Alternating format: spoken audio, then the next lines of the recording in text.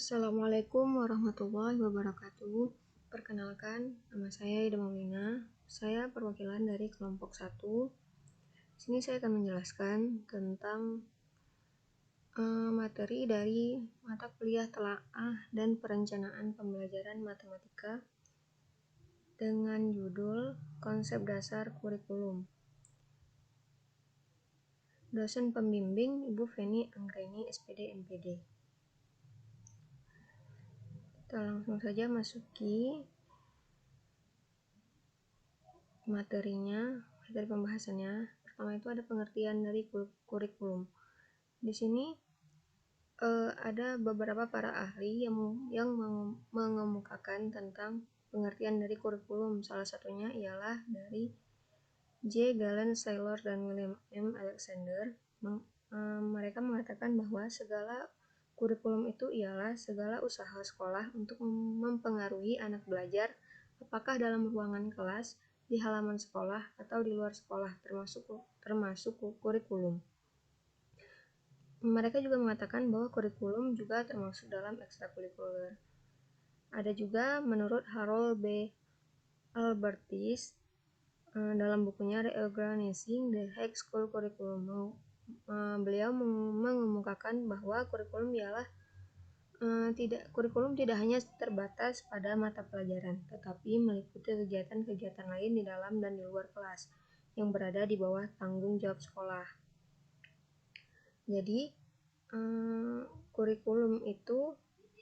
jadi kesimpulannya, kurikulum adalah seperangkat rencana dan pengaturan mengenai isi dan bahan pelajaran serta cara yang digunakan sebagai pedoman penyelenggara kegiatan belajar mengajar.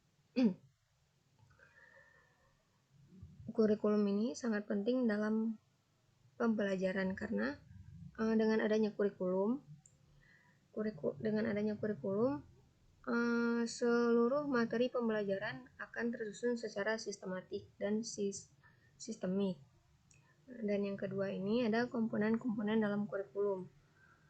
Komponen merupakan unsur atau bagian yang sangat esensial dalam keseluruhan kegiatan pendidikan. Komponen dalam kurikulum itu ada 4.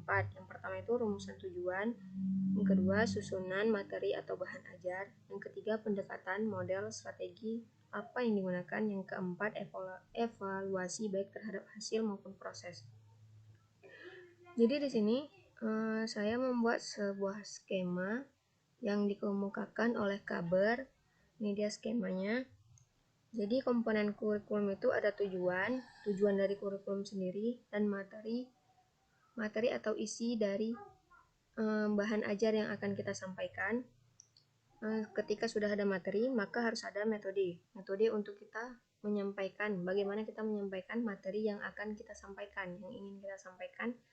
Dan setelah metode ataupun sistem pembelajarannya, maka harus ada evaluasi supaya kita tahu sejauh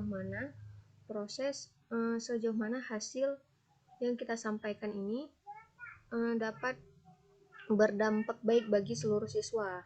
Maka harus ada evaluasi. Evaluasi ini merupakan hasil belajar sejauh mana kita dapat menyampaikan materi yang akan ingin kita sampaikan, seperti itu. Ini dia 4 komponen kurikulum: tujuan, materi, metode, dan evaluasi. Dan yang ketiga itu ada fungsi kurikulum. Di sini saya menjelaskan poin-poin penting yang terdapat dalam konsep dasar kurikulum. Fungsi dari kurikulum ini terdapat 6 fungsi menurut Hamalik. Yang pertama itu fungsi penyesuaian. Di sini kurikulum itu dapat menyesuaikan dengan kebutuhan dan perubahan yang terjadi. Jadi kurikulum ini dapat menyesuaikan dengan siswanya juga, gitu.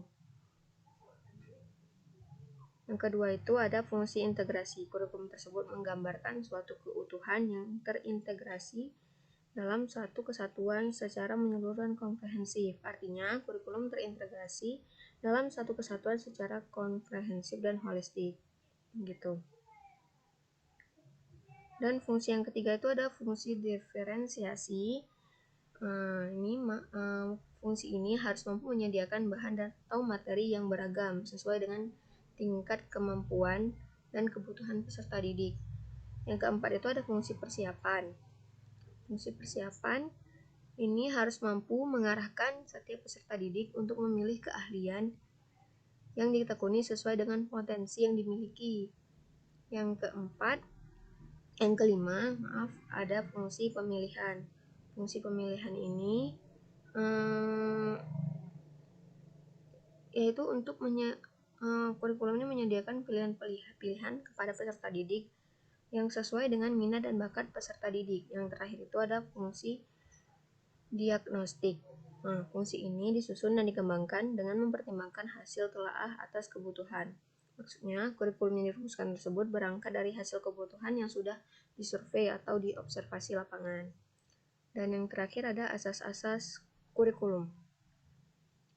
Asas-asas kurikulum di sini kenapa harus ada asas-asas kurikulum? Supaya asas-asas ini bisa memperkuat tujuan dari kurikulum agar tercapainya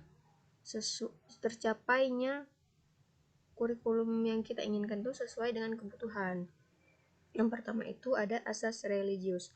Asas religius ini lebih ke akhlak seorang peserta didik. Jadi yang diutamakan dalam asas religius ini adalah akhlak dari peserta didik. Dan yang kedua ada asas filosofis. Asas filosofis ini berhubungan dengan filsafat dan tujuan pendidikan. Filsafat dan tujuan pendidikan berkenaan dengan sistem nilai yang merupakan pandangan seseorang tentang sesuatu, terutama berkenaan dengan arti kehidupan. Di sini ada 4 fungsi dari asas filsafat. Di filsafat dapat menentukan arah dan tujuan pendidikan. Filsafat dapat menentukan isi atau materi yang harus dipelajari.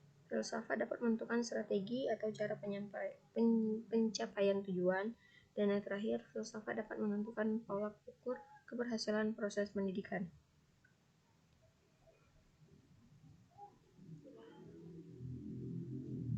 Yang ketiga itu ada asas psikologis. Asas psikologis ini asas yang berkaitan dengan perilaku manusia. Adanya kurikulum diharapkan dapat mengembangkan perilaku yang berupa kemampuan atau kompetensi dari setiap siswa. Dan yang keempat ada asas sosiologis. Asas sosiologis ini lebih ke sosialisasi individu. Misalnya bersosialisasi dengan baik bagi seluruh dalam proses pembelajaran di kelas gitu. Yang kelima itu ada asas organisatoris. Asas ini berkenaan dengan organisasi atau peningkatan kurikulum. Di sini ada 3 bentuk atau tipe kurikulum yang berdasarkan asas organisatoris. Bisa dibaca sendiri. Dan yang terakhir asas ilmu pengetahuan dan teknologi atau IPTEK.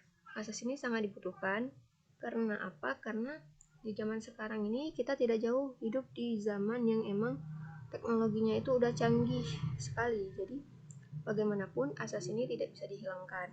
Karena IPTEK sendiri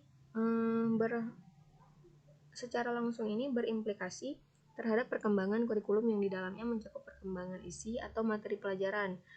Ada juga di dalam itu mencakup strategi pembelajaran, metode dan media dalam pembelajaran, serta penggunaan sistem evaluasi.